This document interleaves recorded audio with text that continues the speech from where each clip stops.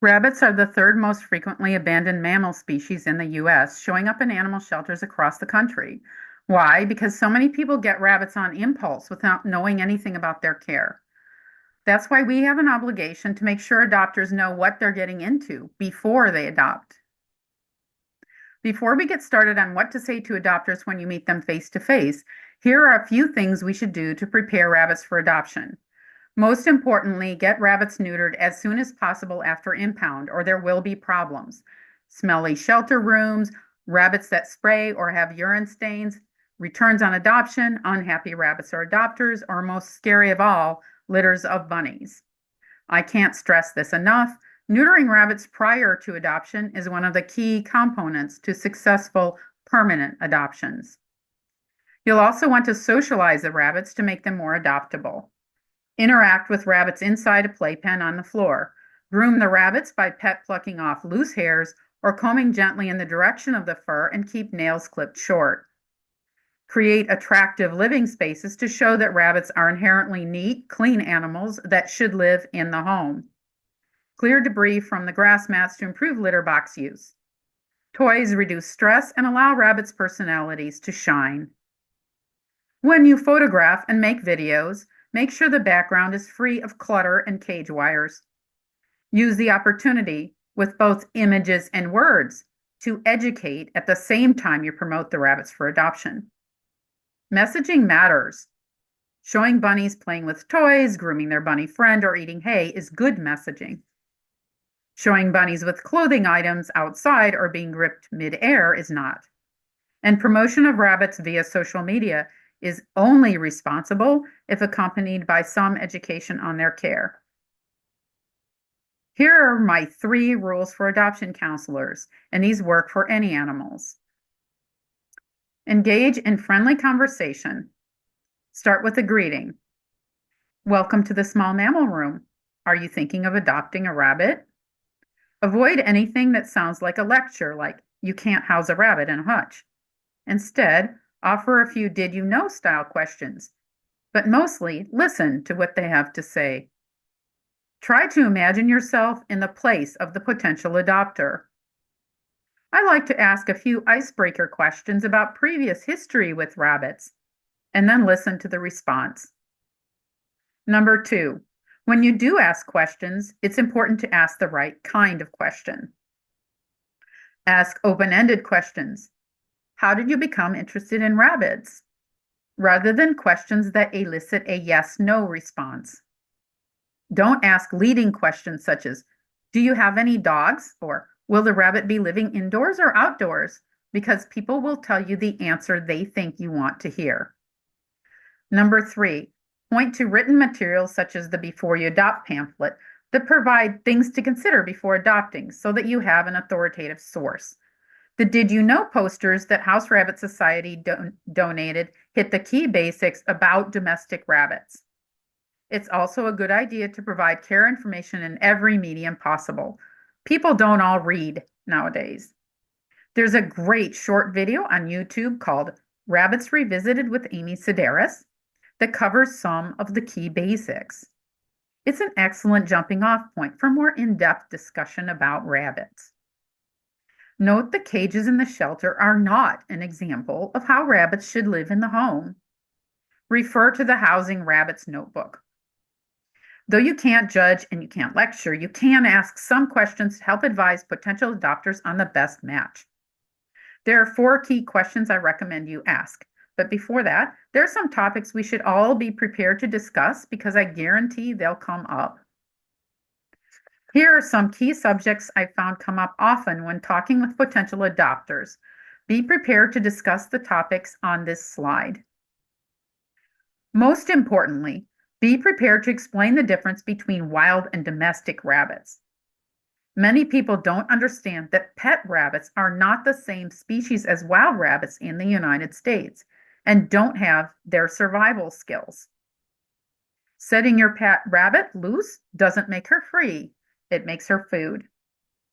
Do you have any questions about the other topics? Speaking of questions, here are the 4 questions I typically ask potential rabbit adopters.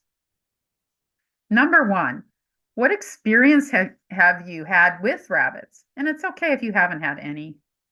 If people have had rabbits before, they usually like to talk about it, and what they say will probably tell you what information they need. Let's say they've had rabbits before, but the rabbits were not neutered and lived singly in hutches outside. This is your opportunity to explain how much times have changed. Now their companion rabbits are neutered, they litter box train, and some even live completely cage-free in the home. Once neutered, many rabbits live peacefully in pairs. Did you know that in Los Angeles, wildlife used to be trapped and killed routinely? Now that this thankfully is not happening, at least not on the same scale, the coyote and raccoon populations have grown. Raccoons are natural predators to rabbits and can open hutch doors. Number 2, can you describe the living space you have set up for the rabbit? This gives you a chance to advise housing the rabbits indoors and provide examples of safe habitats. If adopters insist on outdoors, explain that outdoor enclosures must be temperature controlled with frozen bottles on hot days. Enclosures have to be predator proof, which means hardware cloth or solid construction on the top, bottom, and sides, never open to the sky, and best if they're padlocked. And if at all possible, bunnies still should be brought in at night and when there are loud noises such as fireworks, helicopters, or predators around. But there is no way to protect outdoor rabbits from mosquito-borne diseases like myxomatosis, for which we have no vaccine in the US. Number 3, what other animals do you have that could be friends with the rabbit? This enables you to give advice on how to safely introduce rabbits to other rabbits or other animals, or to suggest another pet instead. An example might be a dog that is lonely. You might want to encourage them to adopt another dog if that is more safe and more likely to work out. We have plenty of dogs, cats, and other animals in our shelters that need homes too. Number 4, what supplies, if any, have you already bought? This gives you a chance to suggest appropriate products that are healthy and safe. You cannot recommend specific brands, but you can explain cage versus playpen, bottle versus water bowl, no seeds or colored bits in the food, grass haze, safe types of litter, etc. Refer back to the suggested products list in the Before You Adopt handout or the Rabbit Care for Adopters booklet. Matching rabbits with families. When matching rabbits with families, consider, are there young children? A large, gentle rabbit that cannot easily be picked up is probably going to be a better match than a small bunny that may bite or scratch to get free of little hands. We certainly don't want to match kids up with known biters. If the kids are older, parents should know that rabbits live up to 15 years. There is a real chance that the rabbit adopted for the 12-year-old will still be alive when the child grows up and leaves home. What kind of setup do they have? If they don't have a lot of space, then older and lower energies are a better match than young rabbits. Of course, we want to encourage giving the rabbit as much space as possible, and to that end, we have a housing notebook with examples. Fence the electronics, not the bunny, is one of my favorite sayings. It means using NIC panels, acrylic panels, etc., to block off areas with cords instead of putting bunnies in a cage or pen. If the rabbit is going to be in an outdoor enclosure, obviously that's not what we want, but steer away from white rabbits. White rabbits draw predators. If there are other pets in the family, they could keep the rabbit company, or they could present a safety hazard. That's something to discuss with potential adopters, and we'll go into more detail with that in the next few slides. Additional questions that might be helpful. What are you looking for in a rabbit? What expectations do you have? What's more important to you, litter box habits or the bunny's personality? Would you be able to care for rabbits with special needs? What about rabbits with pink eyes? These questions will help you refer to them to specific rabbits. Rabbits and other animals.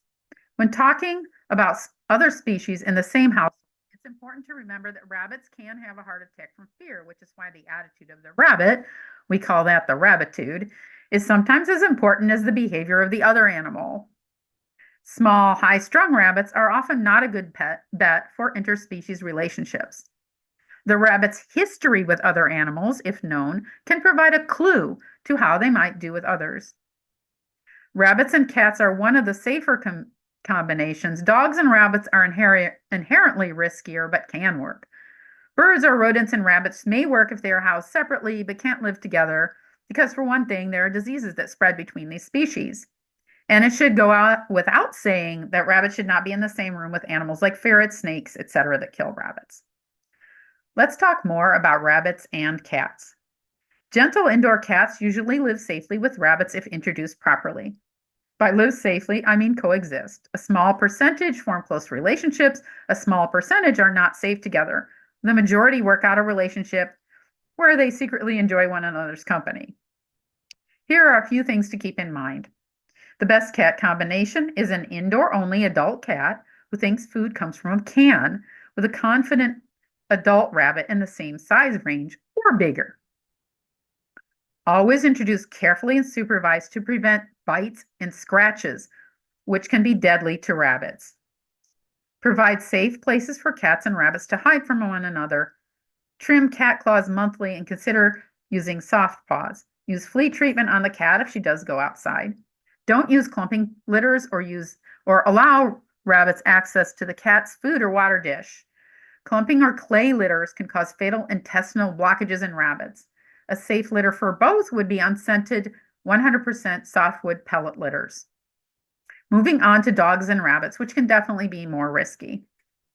When evaluating dogs and rabbits, look at how much interest the dog shows in the bunny. From a distance of several feet away, dog on a leash, rabbit in a covered playpen. You want a disinterested dog, not one who wants to play with or lick the rabbit. And you want a caretaker who has good control of the dog and realistic expectations. Some things I ask dog caretakers to consider. Is your dog high drive, hyperactive, or couch potato? Older and obedience trained, or a young pup? Does your dog chase squirrels? Many dogs are okay with one species, like cats, but not rabbits, and put rabbits in the squirrel category.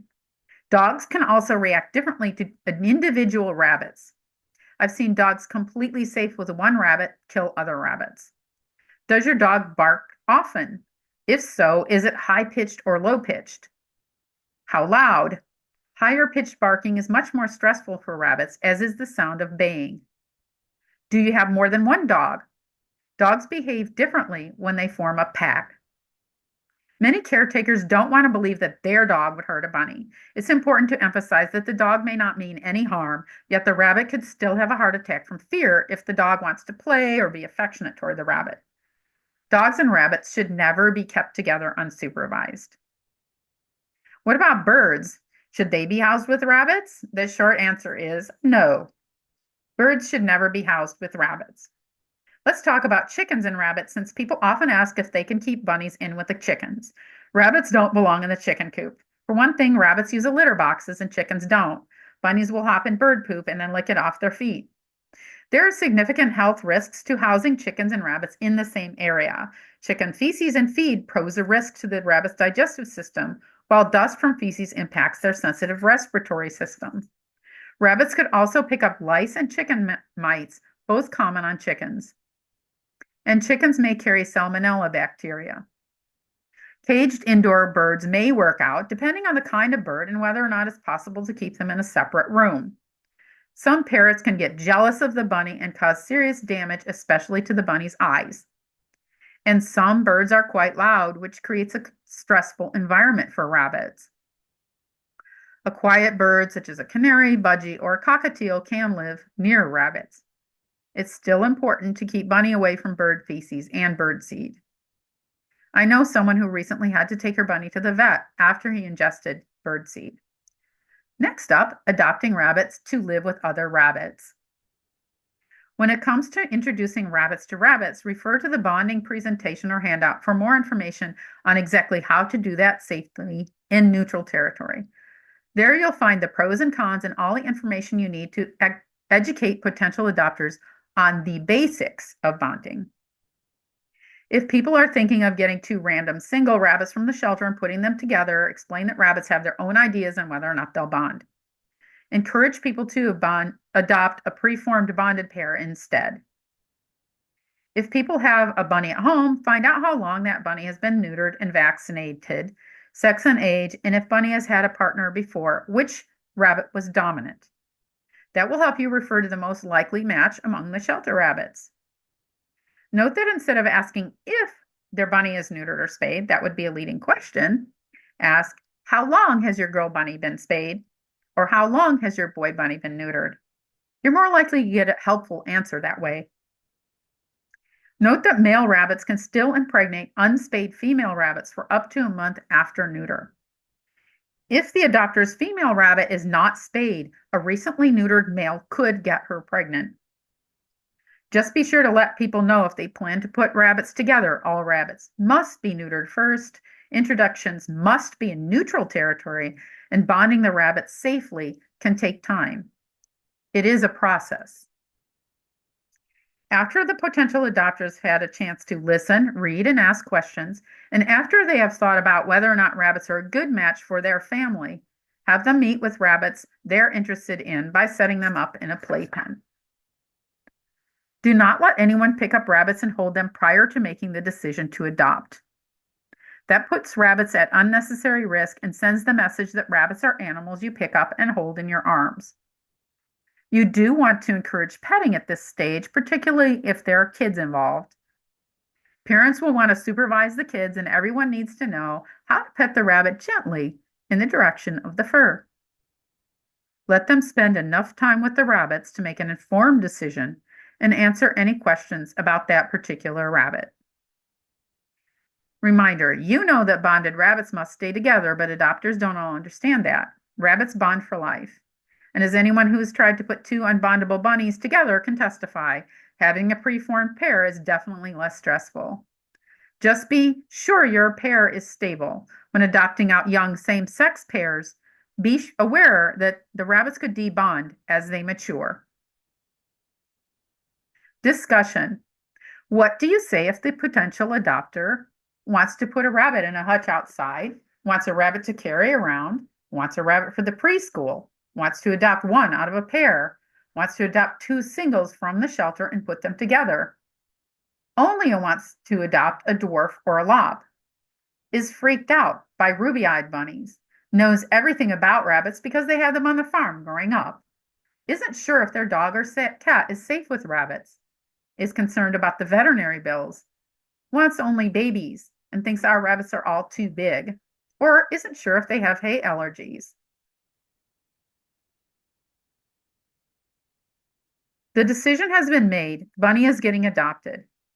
So what do you give adopters to take home? And last minute cautions and congratulations before they leave the shelter. All the chew toys and hiding houses that were in the cage with a rabbit should go home with the rabbit.